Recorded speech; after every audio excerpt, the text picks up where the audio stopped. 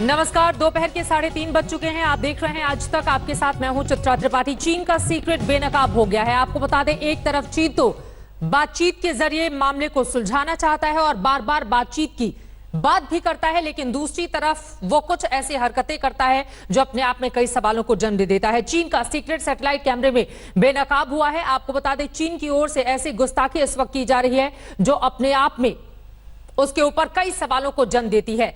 शांति की बात करने वाला चीन गलवान में नदी को पाट रहा है, पहाड़ों को काट रहा है, और यह सब हो रहा है सैनिकों के लिए रास्ता बनाने के लिए। सैटेलाइट तस्वीरों से चीन के नई साजिश का खुलासा हुआ है। चीन पहाड़ को काटकर सड़क बना रहा है।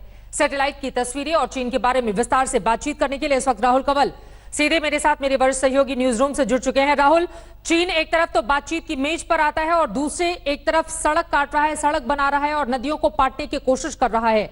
उसकी मंशा शुरू से सवालों के घेरे में रही है, लेकिन जो सैटेलाइट तस्वीरें सामने आई हैं उसके जरिए कैसे समझाएंगे हमारे दर्शकों को चीन आखिर क्या चाहता है हिंदुस्तान को लेकर?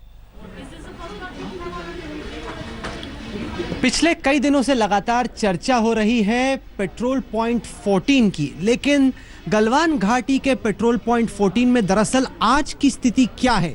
ये वो जगह है जहां भारत और चीनी सेनाओं के बीच में मुठभेड़ हुई थी। ये हम आपको दिखाने वाले हैं। आज तक के हाथ एक्सक्लूसिव तस्वीरें लगी हैं मैक्सार नाम की सैटेलाइट कंपनी से। मैक्सार एक कंपनी है जिसने 22 जून की तस्वीर आज तक को दी है। मैं आपको दिखाने वाला हूं। भारत के नक्शे पर यह है गलवान घाटी, जहां पर मैं आपको अभी तस्वीर दिखाने वाला हूं। जिस जगह पर मुठभेड़ हुई भारत और चीनी सेनाओं के बीच में, वो पेट्रोल पॉइंट 14 की जगह है, जहां पर हमारे पास आज ताजा तस्वीर आई है। यह है 22 मई की तस्वीर। आप देखिए इस तस्वीर में इस वी वाले इलाके पे आप गौर कीजिएगा, क्योंकि इस वी में ही सारा एक्शन हुआ। यह है पेट्रोल पॉइंट 14। 22 मई को आप देख सकते हैं कि ये हिंदुस्तानी साइड भी खाली है, ये चाइनीज साइड भी खाली है, और कुल मिला के बहुत कम एक्टिविटी यहां पर दिख रही है। लेकिन जो मैं आपको अगली तस्वीर दिखाऊंगा, ये 22 जून की है, मैक्सार नाम की सैटेलाइट कंपनी की।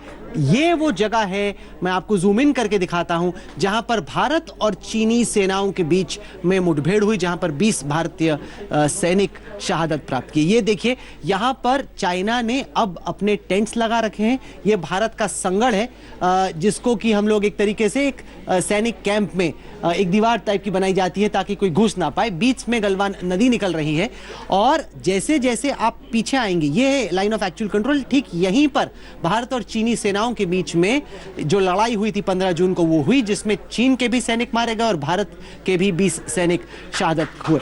और यहां पे जैसे हम नीचे आते हैं, आप देख सकते हैं कि चाइना की सेना की गाड़ियां लगी हुई हैं। साथ ही साथ अब यहां पे देखिए जेसीबी आपको नजर आएगा। सड़कों को बनाने की यहां पर कोशिश हो रही है। तो एक जेसीबी ये, दूसरा जेसीबी ये, तीसरा जेसीबी यहां पे अर्थ मूविंग इक्विपमेंट, कोयले का भंडार यहां पर हमें नजर आ रहा है।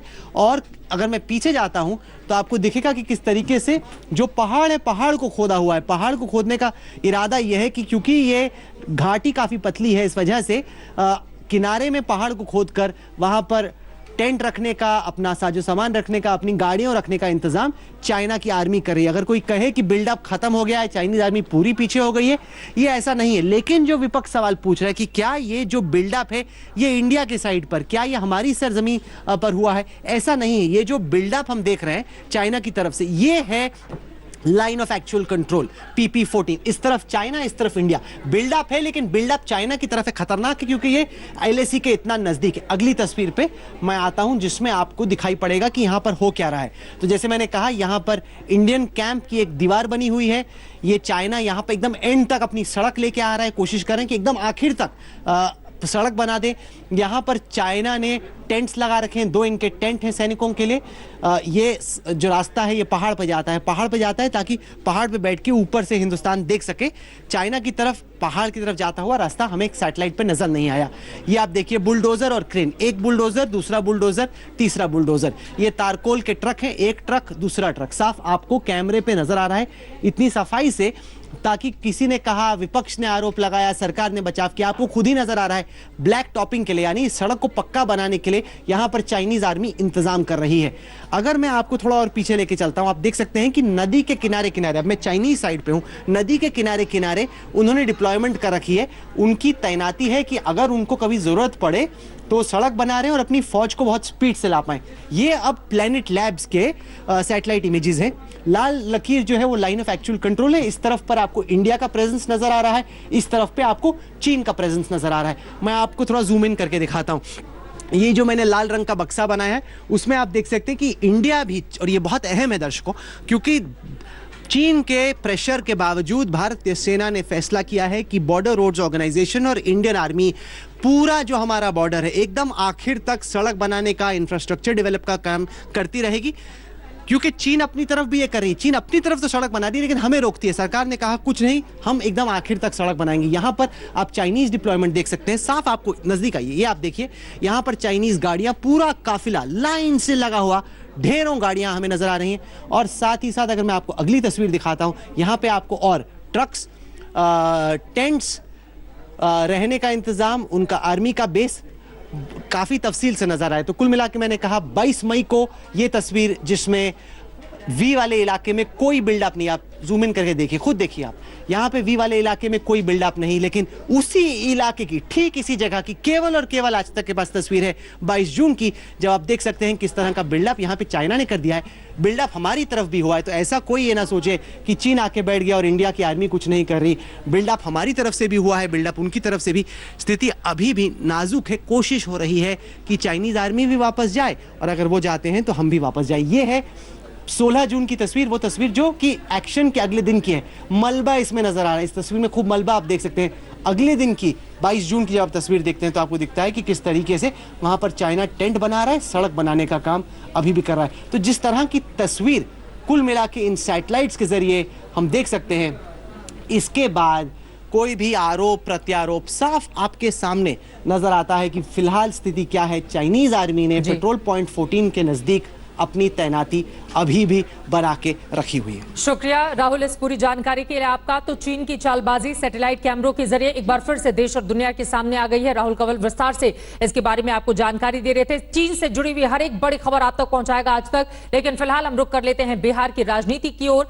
बिहार में नेता विपक्ष और आरजेडी के नेता तेजस्वी यादव, जिनकी पार्टी में इस वक्त फूट पड़ी हुई है, आपको बता दें इसी साल विधानसभा के चुनाव होने हैं, लेकिन आरजेडी से नेता निकल कर जेडीयू के खाते में जा रहे हैं।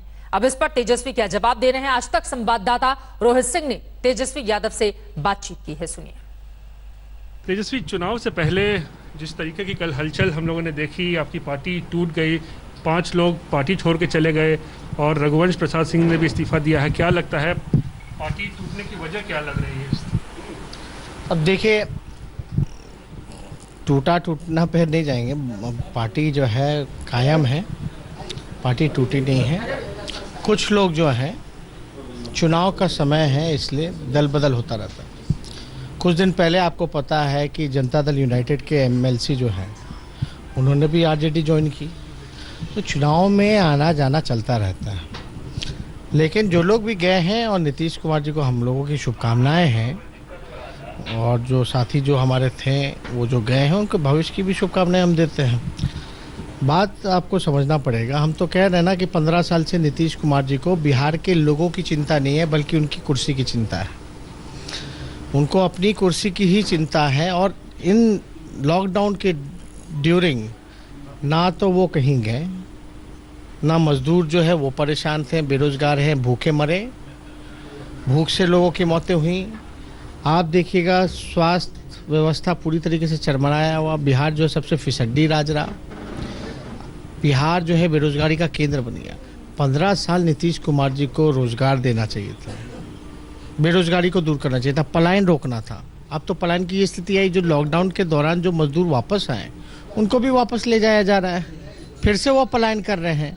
बल्कि सुप्रीम कोर्ट का ऑर्डर है कि आप इनको सबको रोजगार दो, तो इसमें विफल हो गए। ना इंडस्ट्री लगी 15 सालों में, ना कारखाने लगे, बाढ़ जो है बांध का काम रुका हुआ है। 15 साल ये मुख्यमंत्री हैं। तो मेरा यही कहना है मुख्यमंत्री जी से कि आपने तो जो भी काम किया, पहले सबसे पहले तो आपने जनादेश का अपमान किया। मैंडेट जो था वो बीजेपी को हराने का था, आप जो है चोर दरवाजे से बीजेपी को सरकार में लाए। अब जो कल जो घटना हुई, जो कुछ साथी जो गए हैं, आप इससे बिहार के लोगों का क्या भला होगा? इससे तो व्यक्तिगत तौर पे केवल नीतीश कुमार जी का ही भला हो सकता है, लेकिन बिहार का तो भला नहीं हो सकता। बिहार का भला तो तब होगा जब बेरोजगारी मिटेगी, जब सब लोगों को काम धंधा मिलेगा, कल कारखाना खुलेगा, पलायन रुकेगा, शिक्षा स्वास्थ्य सुधरेगा। तो इसमें तो आप पूरी तरीके से फेल रहे हैं। 55 साल 55 घोटाला किया आप लोगों ने। अब जनता में आप 90 दिन तक नहीं निकले, ये तो साबित हो गया कि 90 दिन तक भी ये मजदूरों की चिंता नहीं कर रहे थे, बल्कि अपनी कुर्सी की चिंता कर रहे थे। मरीज बीमारी की चिंता इनको नहीं थी, बल्कि इनको अपना बीमारी को दूर करना था। यही 90 दिन कर रहे थे। तो हम लोग बोले कि ढोल पिटवाएंगे तो कम से कम मुख्यमंत्री जी चलो आना जाना, ये तो चुनाव में अभी चलता रहेगा हर पक्ष से। क्या प्लानिंग कर रहे थे, आप कहना चाह रहे हैं नीतीश कुमार इस सब चीज़ के लिए, पार्टी तोड़ने? और क्या काम कर रहे हैं? और इनका इतिहास है, इतिहास में और किया क्या इन्होंने तोड़ और जोड़ के?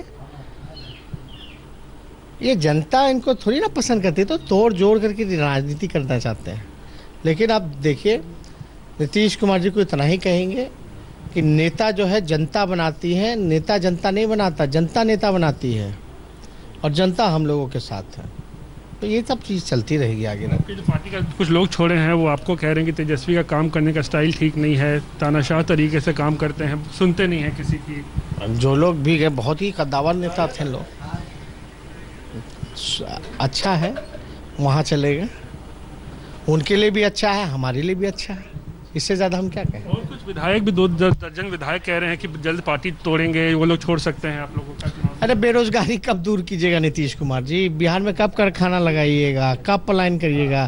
तोड़ जोड़ तो चलता रहता है, लेकिन लोगों का भला कब कीजिएगा? लोग भूख से मर रहे हैं, बेरोजगारी से मर रहे हैं, महंगाई से मर रहे हैं, इनको काम धंधा नहीं मिल रहा। किसके इशारे पे कल ये पूरे आपको लगता है मैसेज टूटे हैं?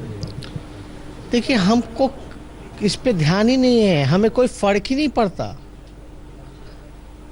जब जनता हमारे साथ खड़ी है तो हमें क्या फर्क पड़ेगा?